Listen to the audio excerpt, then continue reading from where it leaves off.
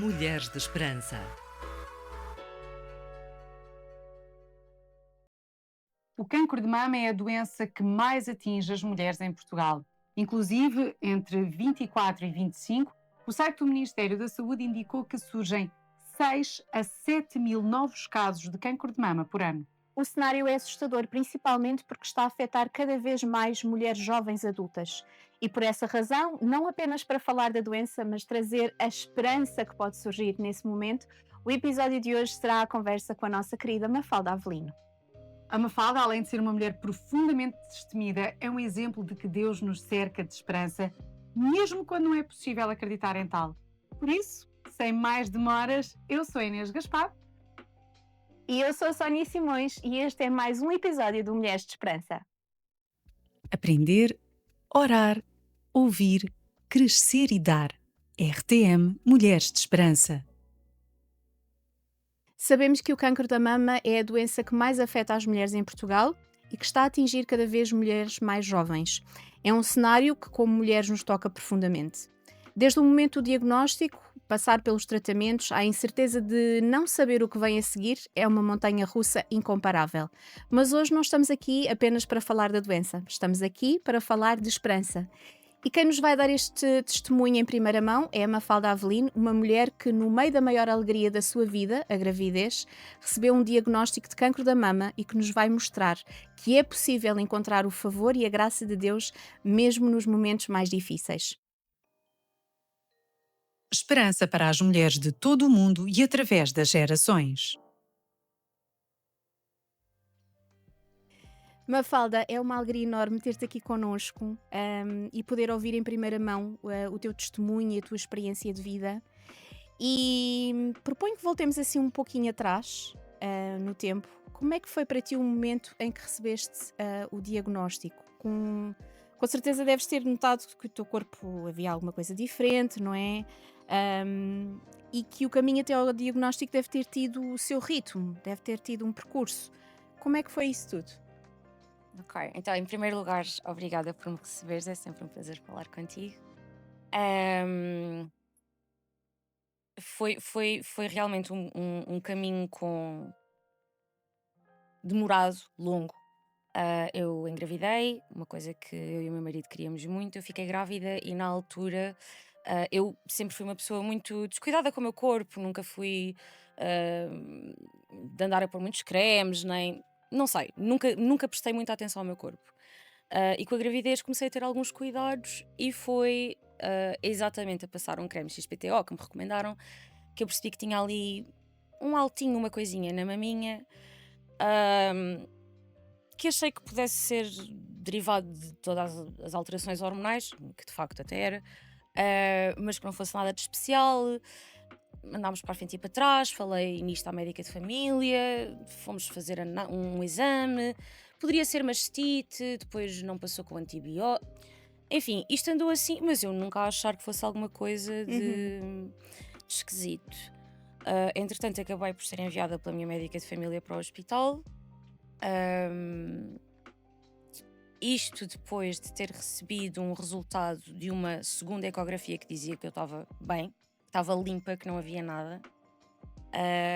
Mas a médica quis ter a certeza e enviou-me para o hospital e a doutora que me viu achou que eu tinha mesmo de seguir, era para biópsia, para perceber o que é que se estava a passar. E foi assim. Às 31 semanas, acho eu, recebi o diagnóstico que era câncer da mama. Sabemos que ouviste palavras da médica que te marcaram profundamente. Estar grávida para si é um risco. Uhum. Como é que foi para ti ouvir estas palavras e ter de lidar com esta dissonância de sentimentos? Estar grávida, portanto, a viver o teu maior sonho de vida e ter de lidar com um diagnóstico que surge derrompante no meio desse sonho. Então, eu para responder a isso tenho que voltar só um bocadinho atrás. Podes ao voltar. dia, Sim. ao dia em que eu recebi o diagnóstico, porque na verdade quem me deu o diagnóstico não foi a médica da patologia mamária, foi a médica da obstetrícia que me estava a seguir no hospital. Mas quando ela me disse, olha, vais ser chamada depois para ter uma consulta em que vão explicar melhor o que é que se passa, o que é que se vai fazer, agora quais é que são os procedimentos. Mas quando ela me disse que era cancro, a primeira coisa que eu consegui dizer foi: mas eu estou grávida. Hum, e eu estar grávida e eu ser mãe, para mim foi a resposta a uma promessa que Deus já me tinha feito. Eu recebi uma palavra que sempre esteve muito enraizada no meu coração, mesmo durante os longos meses que eu tentei engravidar e não consegui, em que ser mãe seria o meu maior ministério. Então, quando eu soube que tinha esta doença, e depois mais tarde quando me disseram estar grávida para si é um risco, hum, claro que eu levei a sério essas palavras, mas eu levei mais a sério a promessa que eu tinha e aquilo em que eu acreditava e a minha fé, que é tudo certo, isto é um desafio muito grande, mas a promessa é de que esta criança vai nascer, de que eu vou poder ser mãe, hum, e vamos superar, e vamos avançar, e isto vai ser um testemunho. Em momento algum achaste ou foi-te dito que a tua gravidez poderia estar em risco? Não, isso Ok. não. Os médicos tiveram algum cuidado.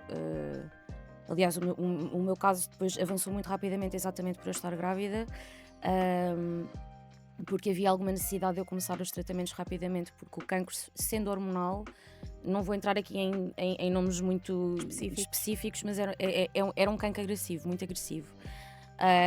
Quanto mais tempo grávida eu estivesse, mais Portanto, hormonas. ou seja, estavas com alterações hormonais e isso iria Exatamente. fazer com que o cancro desenvolvesse mais. Exatamente, Uhum. exatamente. Portanto, estar grávida era um risco, era bom começar os tratamentos depressa e era bom a bebê nascer depressa. Então o cuidado deles foi ver qual é que era. Eles depois trabalharam todos em conjunto, desde a patologia mamária até o departamento de oncologia, obstetrícia, para perceber qual é que era aqui o timing ideal. E a bebê depois acabou por nascer às 34 semanas, de cesariana, porque era o que era mais seguro, para eu então poder começar os tratamentos. Ok. Durante o processo dos tratamentos, o que é que mais te assustava e de que forma é que viste o favor e a graça de Deus nesses momentos? Ai, isto é tão estranho de falar e eu não pensava que me ia emocionar. Porque eu já falei muito sobre isto é um tema sobre o qual eu adoro falar. Porque é a fase em que eu ainda estou, e é muito eu. Ahm, eu desde o primeiro dia em que eu entrei na sala de tratamentos, que não fazia a mínima ideia de como é que ia ser, ainda não tinha catéter, tinha que ser tudo na veia. Era uma coisa que era chata porque não tinha veias, gostava de ser picada. Depois, enfim, tive um extravasamento uma vez de um dos fármacos. Ahm, eu nunca senti outra coisa que não paz. E eu parecia que entrar naquela sala, dizer olá àquelas pessoas, aquilo era quase chegar a casa, o que é muito estranho. Eu só posso explicar, isto era a paz de Jesus. Claro.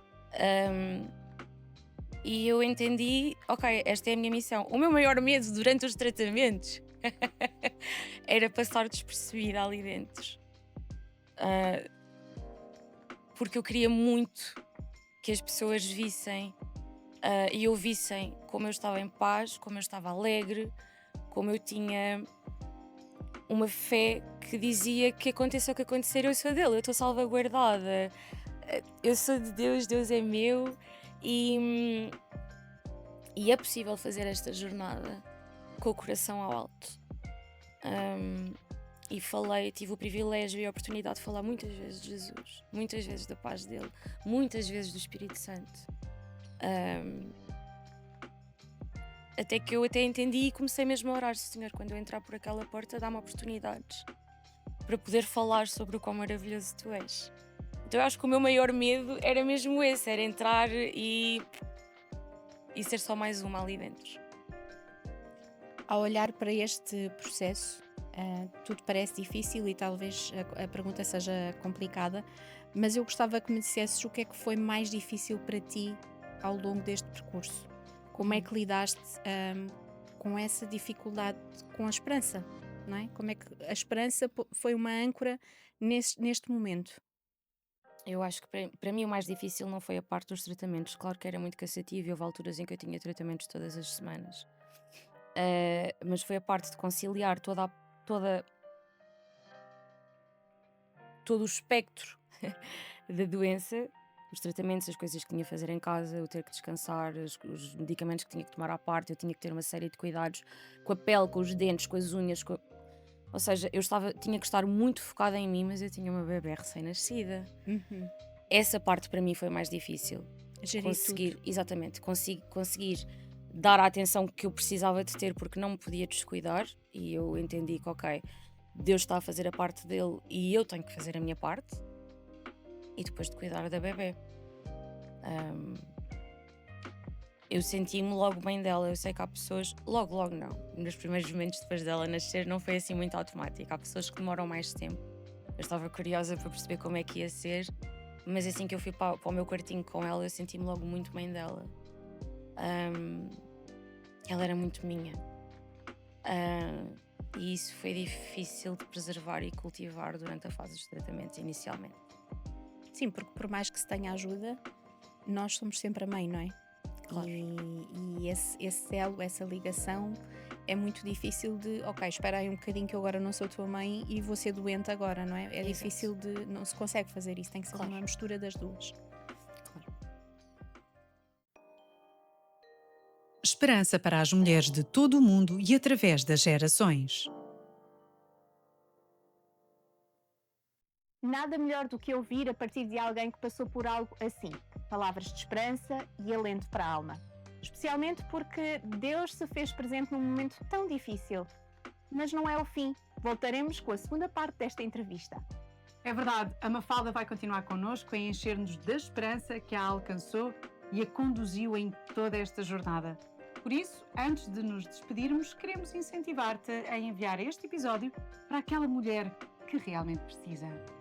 Esperança é tudo o que se precisa em momentos assim. Por isso, encontra a esperança hoje.